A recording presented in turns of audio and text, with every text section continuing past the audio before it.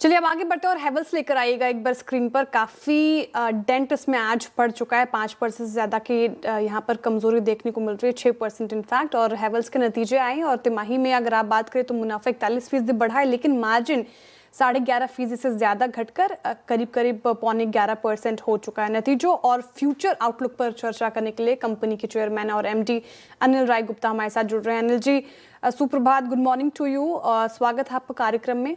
सबसे पहला सवाल तो सर आपसे यही कि लॉयड ये काफ़ी कमज़ोर रहा, लॉयड में इम्पैक्ट देखने को मिला है, बेस मेटल भी काफ़ी कमज़ोर है, तो ये जो डिलेड हो गई है समर की, इस तरीके से आप क्या प्लानिंग कर रहे हैं लॉयड को लेकर? नहीं, I think you are rightly said कि जो लॉयड में है पिछले साल एक समर का बेस का एक चैलेंज रहा, क्योंकि समर डिलेड रही, उसके चलते जो रेवेन्यू है वो डिक्लाइन पूरे साल के लिए रहा। उसका इफेक्ट फोर्थ क्वार्टर में भी रहा बिकॉज चैनल में इन्वेंट्रीज थी। तो ये एक पर्टिकुलर ईयर था, but I think going forward हमको ये लग रहा है कि लॉयड में भी वापस काफी बढ़ोतरी आनी चाहिए, बिकॉज ये एक इंडस्ट्री वाइड फिनोमिनन था लास्ट ईयर और इस साल वो रिवर्स होना चाहिए। ओके तो गुड मॉर्निंग अनिल जी। अगर डेफिनेटली हम नंबर्स की बात करें तो वहाँ पे लॉयड का एक काफ़ी बड़ा इम्पैक्ट जो है वो आता हुआ दिखाई दिया है। इसके साथ साथ एक सेगमेंट आपका और है फैन एंड एयर कूलर का, वहाँ पे भी जो डिलेड समर हमने देखने को मिली है, इनफैक्ट मॉनसून हमने देखा काफ़ी लंबे टाइम तक बरसता हुआ दिखाई दिया है, जिसकी वजह से समर डिले हुई है। यहाँ क्या लग रहा है कि अप्रैल 2026 से कोई मीनिंगफुल रिकवरी आती हुई दिखाई दे रही है? और अगर हम बात करें इस टाइम पे चैनल पार्टनर्स की, क्या वो एग्रेसिवली इस टाइम पे बाइंग कर रहे हैं? तो सिमिलर सिचुएशन है फैंस और एयर कूलर्स में भी, जो एयर कंडीशनर्स का, जैसे मैंने आपको बताया कि लास्ट ईयर में बिकॉज ऑफ दिस सिचुएशन ये रहा चैनल में भी इन्वेंट्रीज हाई रही।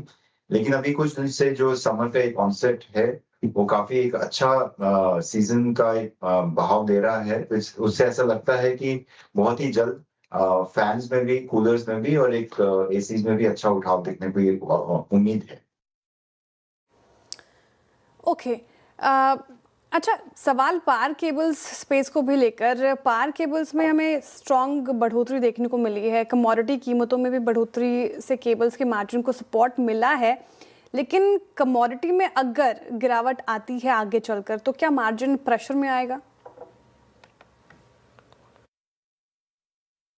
I think cables and wires में जो हैवेल्स ने एक कैपेसिटी एक्सपेंशन की है अंडरग्राउंड केबल्स के लिए, इंडस्ट्रियल केबल्स के लिए, उसकी वजह से एक अच्छी रेवेन्यू ग्रोथ हमको 2025-26 में देखने को मिली है। वायर्स एक स्ट्रॉन्ग सेगमेंट है हैवेल्स का, एक ब्रांडेड सेगमेंट है जो कि अभी अच्छी तरह परफॉर्म कर रहा है। तो आने वाले टाइम में भी हमको लगता है कि ब्रांड और एक जो इंडस्ट्रियल डिमांड है उसकी वजह से केबल्स एंड वायर्स में एक स्ट्रॉन्ग पोजीशन देखने को मिल सकती है। मार्जिन जहां तक है वो क्वार्टर टू क्वार्टर कभी वेरी कर सकते हैं, क्योंकि फ्लक्चुएशंस और normal raw material prices, inventory gains कभी आ जाते हैं, बट अदरवाइज नॉर्मलाइज्ड मार्जिन्स ही हमको एक्सपेक्ट करने चाहिए केबल्स एंड वायर्स बिजनेस में। ओके तो नॉर्मलाइज मार्जिन्स ही हमें देखने को मिल सकते हैं। इसके अलावा अगर आपके अक्रॉस द पोर्टफोलियो की बात करी जाए तो क्या फिस्कल ईयर 26 में आपने कोई प्राइस हाइक लिया है? एंड आगे चल के भी अगर हम बात करें फिस्कल ईयर 27 की, तो क्या कस्टमर इस टाइम पे कोई प्राइस हाइक एक्सपेक्ट कर सकते हैं? आई थिंक अगर पिछले 3 या 4 महीने का ओवरऑल ट्रेंड देखा जाए तो कई रीजंस रहे हैं प्राइस हाइक्स लेने में वेरियस डिविजन्स में। कमोडिटी प्राइस इंक्रीजेस पहले काफी बढ़ी, और फिर उसके बाद जो वॉर सिचुएशन आई उसमें भी जो पेट्रोलियम की वजह से इंजीनियरिंग प्लास्टिक्स की प्राइसेस में भी बढ़ोतरी है। तो पिछले 3 या 4 महीने में वेरियस टाइम्स पे वेरियस प्रोडक्ट कैटेगरीज में प्राइस हाइक्स देखे गए हैं और वो अभी कंटिन्यूड हैं in the month of April as well. जहां तक सीजनल प्रोडक्ट्स हैं like fans and air conditioners, वहां पे price hikes also because of energy efficiency ratings जो चेंज हुए हैं 1 जनवरी से, उसकी वजह से भी प्राइस हाइक्स हैं। तो overall there is a quite a inflationary trend in many product categories which it can eventually कहीं ना कहीं इसको डिमांड पे भी इम्पैक्ट आ सकता है। Okay, noted. अच्छा अनिल जी, फिनेंशियल ईयर 27 के लिए रेवेन्यू गाइडेंस क्या होगा, क्योंकि काफ़ी मिक्स्ड इन्वायरमेंट रहा है फिलहाल?